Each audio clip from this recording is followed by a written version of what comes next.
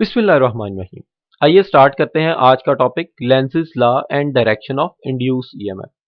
इसे स्टार्ट करने के लिए हमें previous topic Faraday law of electromagnetic induction का सहारा लेना पड़ेगा, जिसके अकॉर्डिंगली इंड्यूस ईएमएफ जो प्रोड्यूस होती है किसी कंडक्टर में वो इक्वल होती है minus into N times of del phi by del T, जिसका मतलब है कि इंड्यूस ईएमएफ जो है जो किसी कंडक्टर में प्रोड्यूस होती है that one is equal to the N times of change in flux. यहाँ पे नेगेटिव साइन क्या इंडिकेट करता था? अगर याद हो तो नेगेटिव साइन इंडिकेट करता है कि इंड्यूस ईएमएफ की डायरेक्शन जो है वो चेंज इन फ्लक्स को क्या करती है? अपोज करती है। आइए इसे डिटेल से देखते हैं।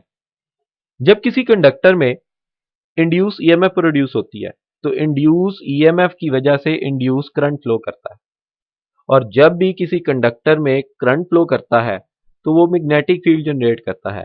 तो इंड्यूस करंट की वजह से प्रोड्यूस होने वाले मैग्नेटिक फील्ड को हम कहते हैं इंड्यूस मैग्नेटिक फील्ड। अब ये इंड्यूस मैग्नेटिक फील्ड इस डायरेक्शन में होगा कि वो कॉज ऑफ ईएमएफ जो कि क्या है? चेंज इन फ्लक्स, इसे अपोज करे।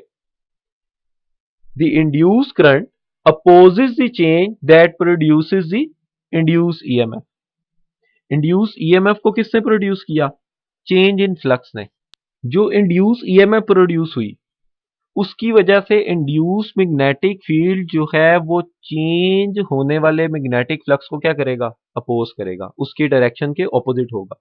मींस अगर किसी जगह पे फ्लक्स में चेंज इस तरह है कि फ्लक्स इंक्रीज हो रहा है तो इंड्यूस ईएमएफ की वजह से जो इंड्यूस मैग्नेटिक फील्ड जनरेट होगा अल्टीमेटली वो उस इंक्रीजिंग फ्लक्स को डिक्रीज करने की कोशिश करेगा।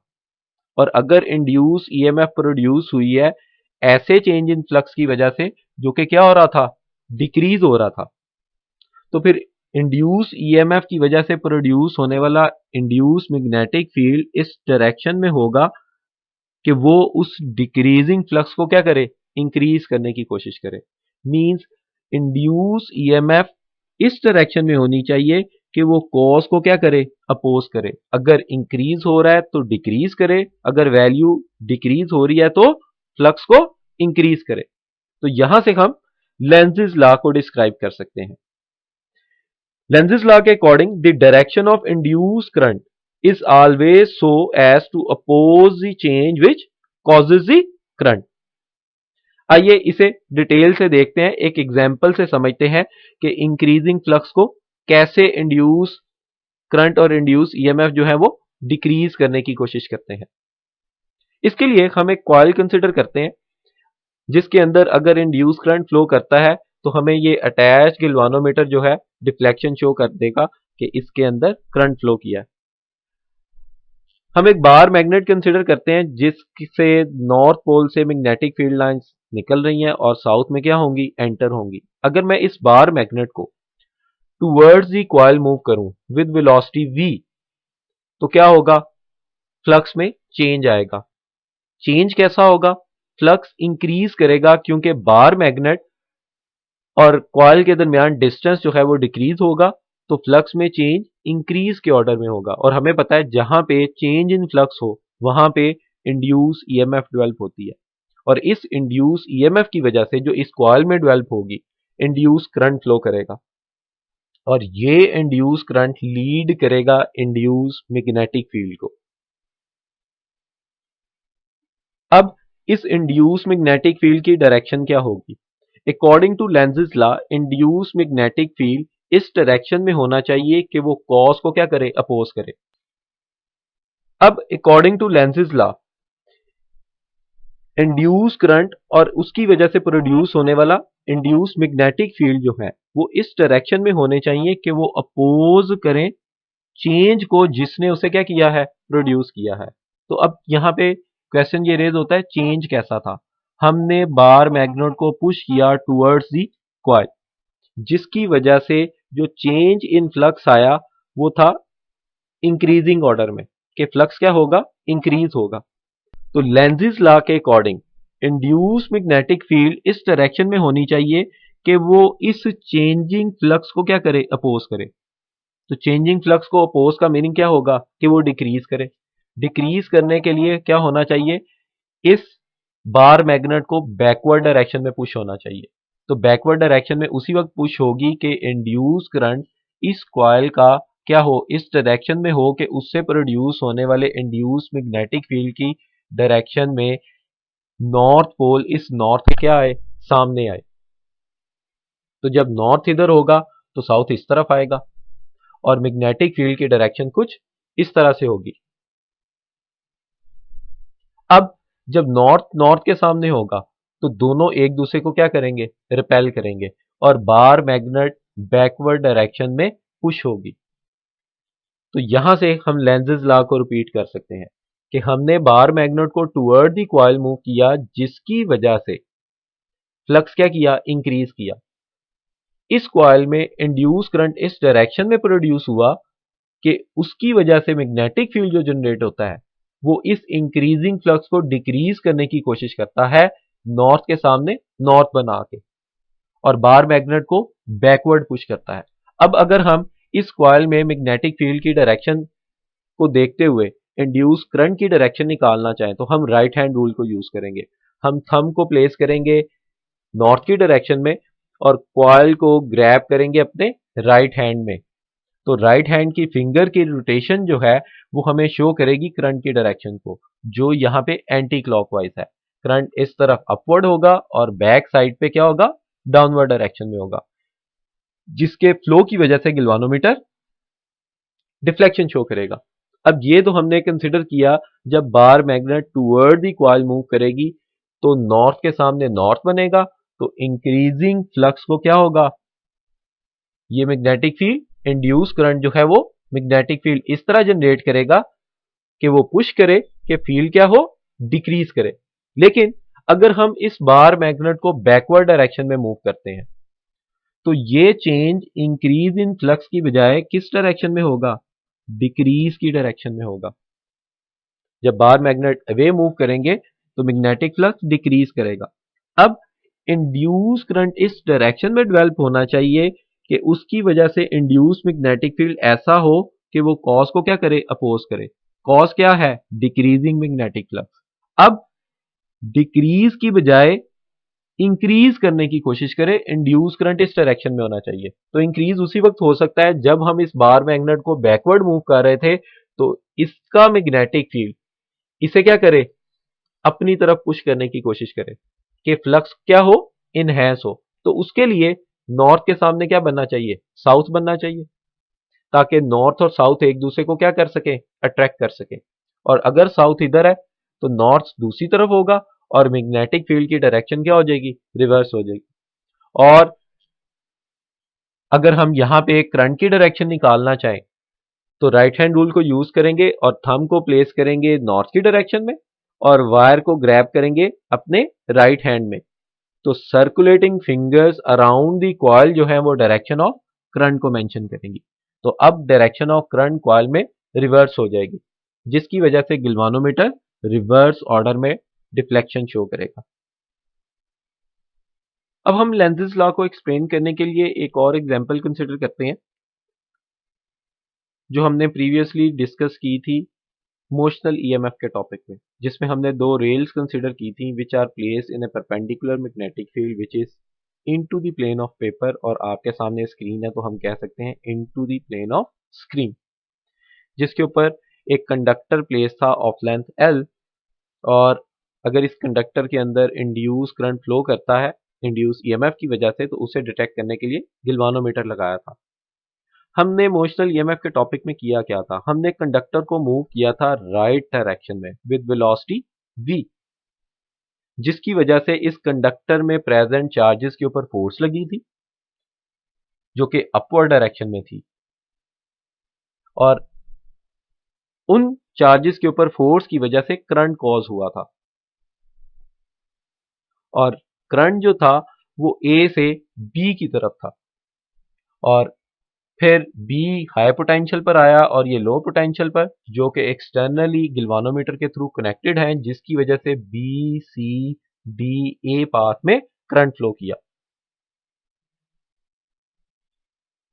अगर हम देखें कि ये जो करंट प्रोड्यूस हुआ है कंडक्टर के अंदर, तो हमें एक टॉपिक याद आता है जिसमें हमने कहा था current carrying conductor magnetic field में प्लेस हो तो वो क्या करता है, फोर्स एक्सर्ट करता है।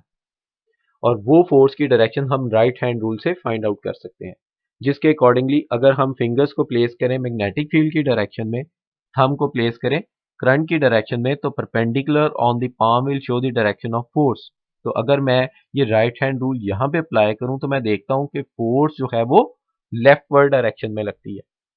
हम कंडक्टर को मूव कर रहे थे राइट डायरेक्शन में, और एरिया ऑफ द लूप क्या होता था, इंक्रीज होता है, जिसकी वजह से फ्लक्स क्या होता है, इंक्रीज होता है।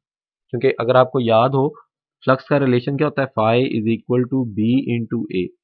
जब लूप जो है इस पोजीशन से इस पोजीशन की तरफ मूव की जाती है विद वेलोसिटी v, तो loop A B C D A का एरिया इंक्रीज करता है, जिसकी वजह से फ्लक्स भी क्या करता है, इंक्रीज करता है। हम कंडक्टर को राइटवर्ड डायरेक्शन में मूव करके फ्लक्स को इंक्रीज कर रहे हैं, लेकिन इंड्यूस करंट इस डायरेक्शन में डेवलप हुआ कि वो हमारी मोशन को क्या करता है, अपोज करता है। वो बैकवर्ड डायरेक्शन में फोर्स एक्सर्ट करवाता है, मींस इंक्रीजिंग फ्लक्स को डिक्रीज करने की कोशिश करता है। यही लेंजेस लॉ था कि इंड्यूस करंट जो है किसी कंडक्टर में इस डायरेक्शन में प्रोड्यूस होगा कि वो कॉज को क्या करेगा, अपोज करेगा। कॉज क्या होता है, चेंज इन फ्लक्स। इस केस में हमने फ्लक्स को इंक्रीज किया, लेकिन इंड्यूस करंट की वजह से जो फोर्स डेवलप हुई वो फ्लक्स को क्या कर रही है, डिक्रीज करने की कोशिश कर रही है by decreasing the area, backward direction में पुश करके हमारी मोशन के। तो हमने यहां से कंक्लूजन क्या निकाला, हमारी अप्लाइड फोर्स जो है, जिसे हम ड्रैग फोर्स भी कह सकते हैं, जो कंडक्टर को राइट डायरेक्शन में मूव करती है, जब हम वो कंटिन्यूसली ड्रैग फोर्स अप्लाई करेंगे जिसकी वजह से कंडक्टर राइट डायरेक्शन में मूव करेगा, तो जितनी देर तक हम मूव करते रहेंगे उतनी देर तक इंड्यूस करंट फ्लो करेगा। और जब हम मूव करना बंद कर देंगे तो इंड्यूस करंट भी क्या होगा, जीरो हो जाएगा। दिस मीन्स हमारी प्रोवाइडेड एनर्जी जो है वो इंड्यूस करंट को क्या कर रही है, कॉज कर रही है। तो हम ये कह सकते हैं the energy from the drag force is the cause of induce current in the conductor. हमारी मैकेनिकल एनर्जी जो है वो इलेक्ट्रिकल एनर्जी में क्या हो रही है, कन्वर्ट हो रही है। तो हम ये कह सकते हैं the electromagnetic induction is exactly according to the law of conservation of energy. इसे प्रूव करने के लिए क्या वाकई ही हमारी प्रोवाइडेड एनर्जी ही इंड्यूस करंट में कन्वर्ट हो रही है, कि इलेक्ट्रोमैग्नेटिक इंडक्शन का जो फिनोमिना है वो law of conservation of energy के अकॉर्डिंग है, उसे ओबे करता है। हम इस प्रोसेस को रिवर्स ऑर्डर में कंसिडर कर लेते हैं।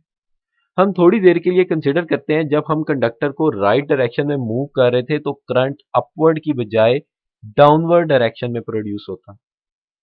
तो इसकी वजह से जो करंट फ्लो करेगा उसका पाथ रिवर्स हो जाएगा, ए से डी, फिर डी से सी थ्रू दी गैल्वानोमीटर, और फिर सी से बी की तरफ।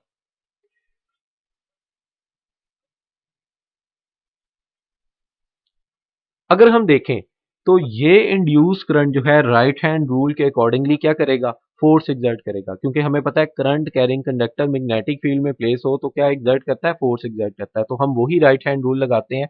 हम फिंगर्स को प्लेस करें मैग्नेटिक फील्ड के डायरेक्शन में, थंब को प्लेस करें करंट की डायरेक्शन में, तो perpendicular on the palm will show the direction of force. तो अगर हम फोर्स की डायरेक्शन देखें तो वो हमारी डायरेक्शन ऑफ मोशन के क्या है, पैरेलल आएगी।